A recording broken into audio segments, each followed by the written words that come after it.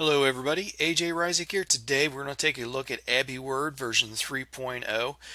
Now, if you're not familiar with Abiword, it is an open source multi-platform word processor, and that's the key part there. It is not an office suite, it is a word processor, period.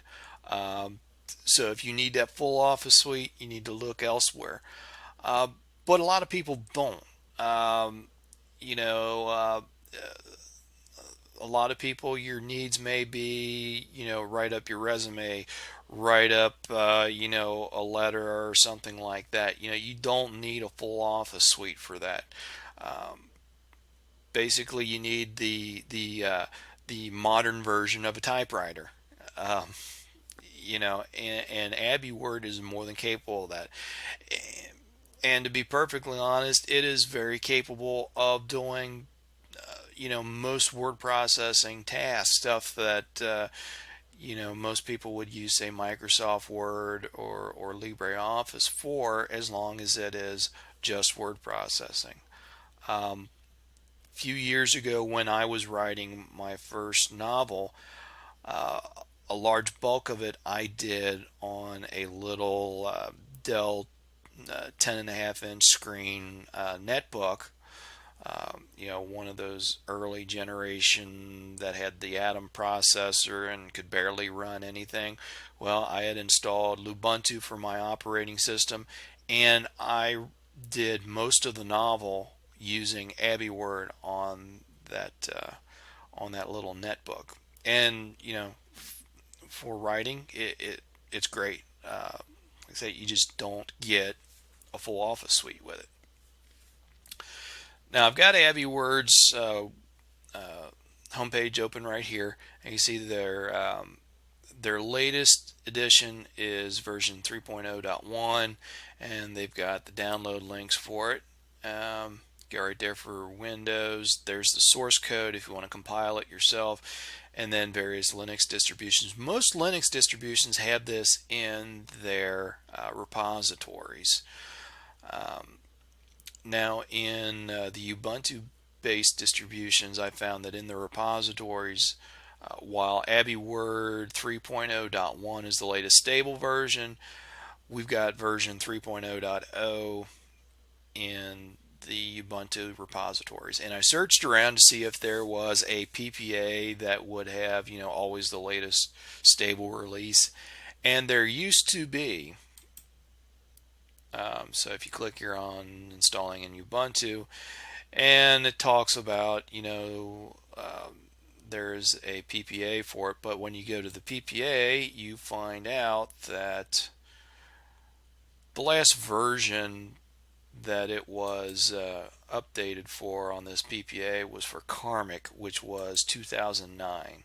So this PPA is out of date. So I mean, pretty much if you're on Ubuntu, you're going to need to go with 3.0, or you're going to have to compile yourself, whichever you want. And actually, if you want to compile yourself, I did find uh, um, online a couple of tutorials on how to compile it yourself.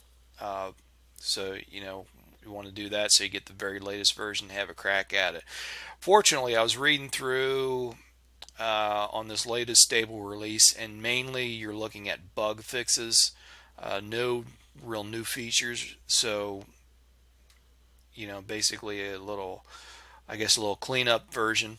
Um, but you're not going to miss out on a whole lot if you're going for if you're running 3.0 as opposed to 3.0.1. But if you are on the Windows version, you can come here, click Windows, and uh, it'll download for you.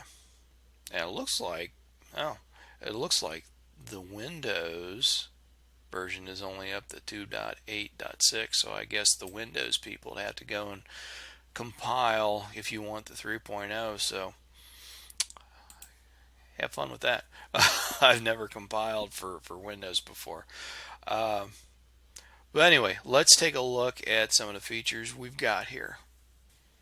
All right, let me pull this out of the way, and we will open up Abiword.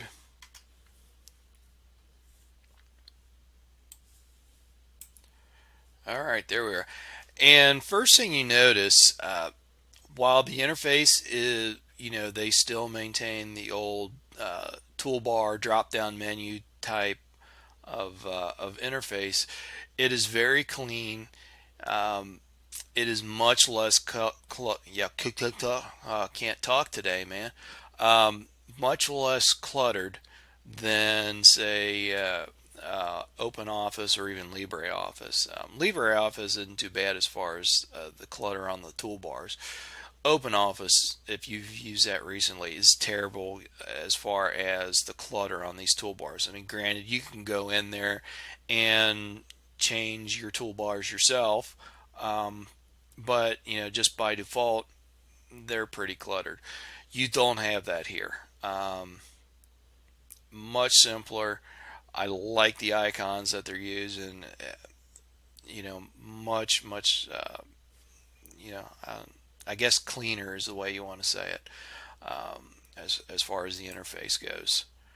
Um, as far as opening documents, you've got a huge variety of formats that you can open. Um, if you go and open a file, I was playing around with this, and I opened docx, I opened odt, um, just all kinds of formats, rtf, text files. So big variety of document formats that you can open. And let me just put a little text in here, and then under the save. Now they have a native format, this Abiword, the .abw format, but you can also, as you can see, there is quite a variety of formats that you can save to and export as. And generally, what I've done in the past when I've worked with Abiword is I saved in the native format, and then when I needed to, send out the letter, the whatever, um, if I needed it in a different format, that's when then I did an export and exported it as doc or docx or whatever it is that I needed at the time. Now, and this is one of those little things where why Abiword just doesn't stick with the ODT format, I don't know. Um, you know, I understand having compatibility with the Microsoft Doc and DocX formats, just because that's that's pretty much the standard for the entire business world. I mean, if somebody asks you, if you're applying for a job for a company and they want you to send your resume electronically, how do they ask for it? Usually Doc. Um, sometimes they'll take PDF, but usually they'll ask for Doc or DocX. In all of my writing, I've never ever, well, no, I'm not going to say never, but 99.9% of the time, uh, the publishers, they want Doc or DocX, and I would very much like to see the world get switched over to ODT format, just because it makes sense. Um, it's an open format, and it could be a great universal format. Um, but the world we live in is one where Doc and DocX, that's what the business world wants, because that's what they use. And that's just kind of the way it is.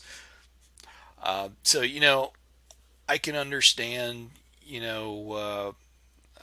saving in those formats, but why Abiword wasn't designed to save in ODT, I have no idea. Now you can go and save in that, but why it's not the default format, I no idea on that one.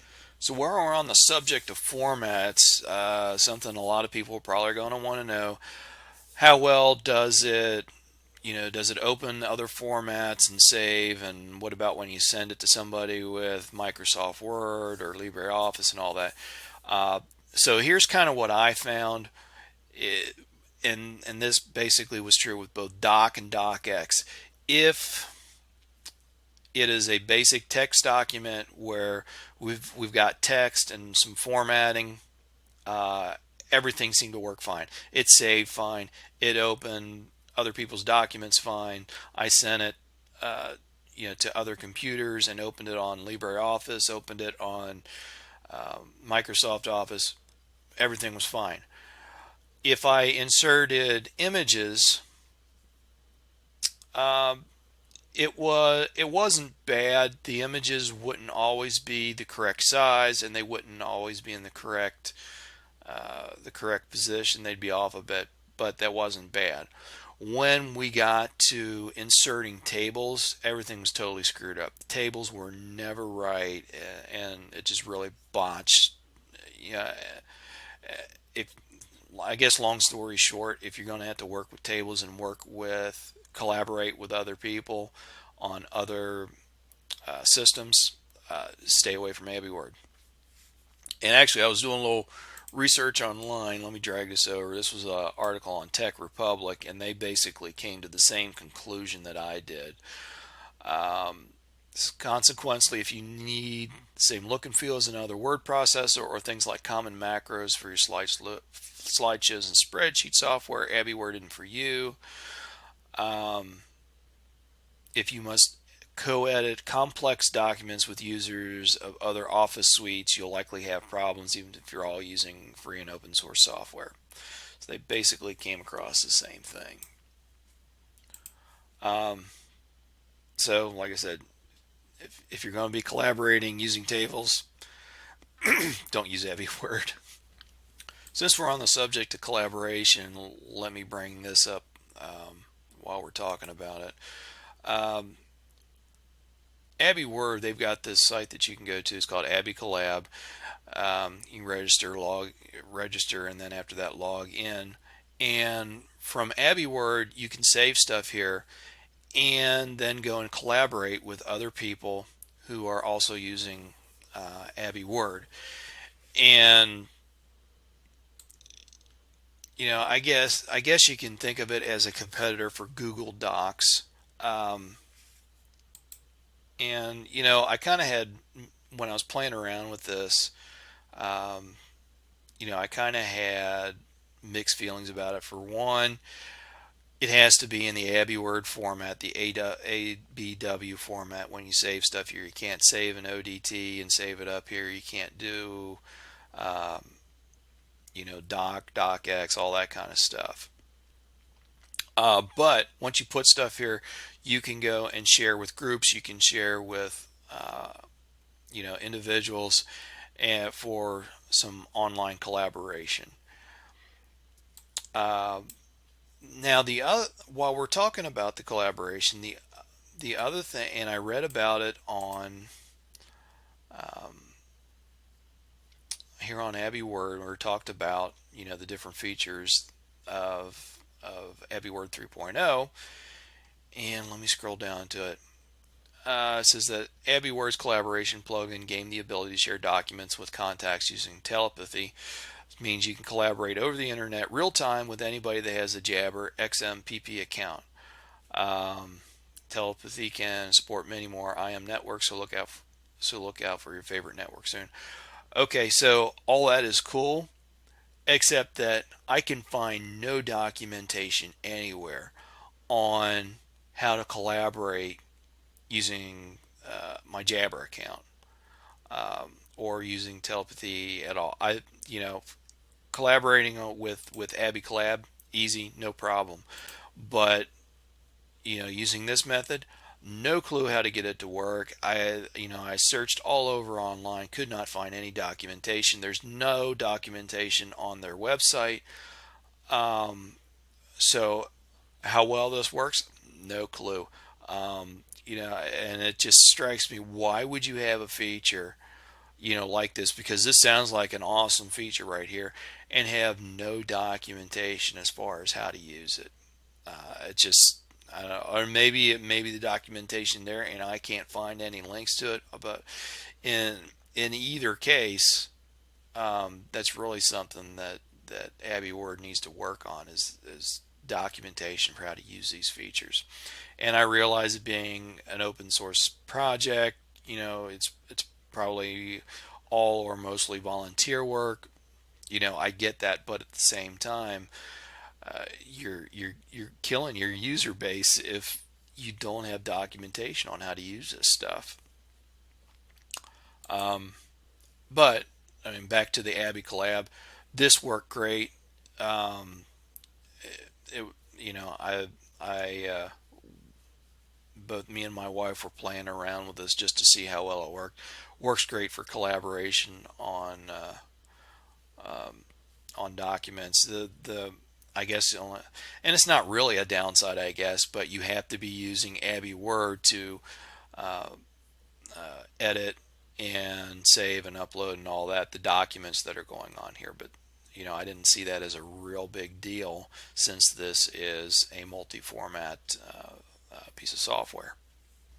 Another new feature with Abiword 3.0 is there is a new EPUB plugin for generating EPUB documents. And if you're not familiar with EPUB, it is it's the same format that ebooks on Google Books is in EPUB format, and I think Barnes and Noble uses it. For the most part, EPUB is I guess you can consider the open source standard for ebooks. Of course, Kindle, Amazon being what it is, it has to have its proprietary Kindle format, which is based on Mobi. Um, but you know, 99% of your e-readers, basically all of your e-readers, with the exception of your Kindles, will read the EPUB. And actually, Kindle, you can force it to read. Actually, you can't force the Kindle to read EPUB, but you can. It's fairly easy to convert EPUB to Kindle format, or at least to the older Mobi format. But anyway, I tried this out. It works like a charm. Works great. Um, my I tried it on a couple of pieces of e-reading software. Everything worked fine. So two thumbs up on that. For an experimental plugin, it works great. So that's all cool there. So I know I harped a little bit about my complaints about Abiword, but I mean really the issues that I have with it are minor. You know for most people, I think that this is the the best option as far as a word processing program, just because it is very lightweight. It doesn't use much in the way of system resources, not much CPU, not much RAM. So even if you're using an older computer, this is going to run just fine. Or like I talked about, having the little netbook that doesn't have a whole lot of juice, this thing works just fine. Probably this thing could be, if somebody would go and do port it over to running on, say, a Kindle tablet or iPad or whatever, you could. I mean, it's light enough on the resources that you could do that. Um, and for your standard word processing task, it's going to do just fine. You've got a spell check. You've got the ability to change your formatting. You've got the ability to set up all kinds of templates. You can do mail merge. So if you've got to send a letter out to 9 million different people, you can do that. Um, all that kind of stuff. This piece of software is great. Where, like I said, where it runs into issues is when you want to collaborate with other people on other formats, and you've got to remember that this is only a word processor. So if you want to, if you need an entire Office suite, this isn't your piece of software. But as far as just sitting down and doing some writing, this thing is great. Well, that about finishes this review up. Hope you enjoyed it. Give us a big old thumbs up if you liked it. Be sure to leave comments, questions, all that kind of stuff down below. And be sure to subscribe if you want to keep getting this great content. As always, I'm ready to hear your requests and suggestions, all that kind of stuff for software and operating systems and all that kind of stuff that you'd like to see reviews on, how-to stuff, all that kind of stuff. So let me know down in the comments below, and I will see you all on the next video. Thanks a lot.